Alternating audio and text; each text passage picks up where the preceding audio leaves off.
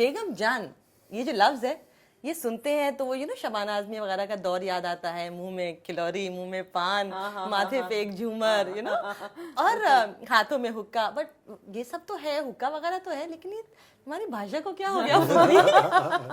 बहुत गालियां दे रही हो। एक्चुअली बहुत सटल डिफरेंस है कि जिन फिल्मों की आप बात कर रही हैं वो तवाइफ्स पे बेस्ड थे, और यहाँ हम वैश्याओं की बात कर रहे हैं। सही बात। जो so they are actually sex workers. तो उनका जो है उनका मिजाज कह लीजिए, मिजाज होता है कि? मिजाज बीच वाले जर्मन। हाँ, मैं हमेशा कंफ्यूज होती हूँ। मिजाज, ओ गॉड, मिजाज बहुत अलग होता है। उनमें गुस्सा होता है, एक सर्टेन क्रूडनेस होती है।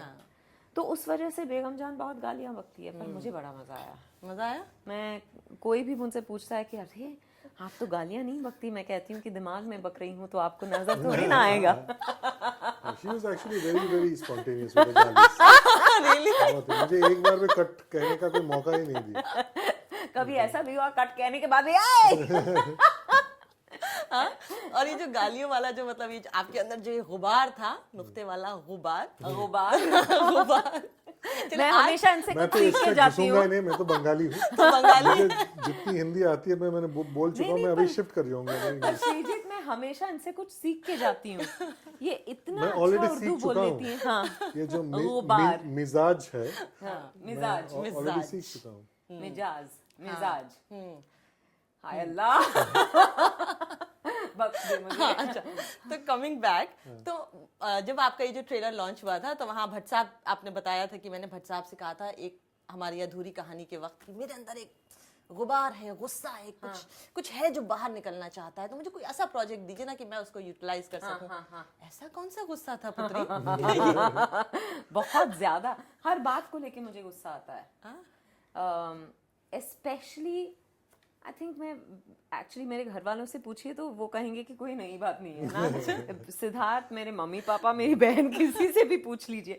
पर बाहर आई थिंक एक्टर बनने के बाद थोड़ा उस गुस्से को पी लेने की आदत डालनी मैंने, क्योंकि मैं इंडस्ट्री से नहीं हूँ, तो मुझे लगता था कि लोग मुझे जज करेंगे अगर मैंने, तो शायद मुझे नापसंद करेंगे अगर मुझे इंडस्ट्री में रहना है। तो I have to unnecessarily be pleasant. polite and pleasant. Yeah, and I wanted everyone to like me. I think उस वजह से काफी बार बहुत गुस्सा आता था चीजों पे, और मैं वो गुस्सा पी जाती थी। और उसके अलावा भी जो हमारे इर्द गिर्द हो रहा है वो देख के मुझे बहुत गुस्सा आता है। जब देखती हूँ कि लड़कियों को लेके, औरतों को लेके जो एटीट्यूड है लोगों में, मर्दों में और औरतों में, मुझे बड़ा गुस्सा आता है।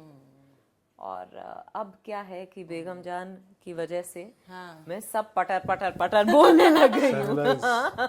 सारे जो है channelized हो गए।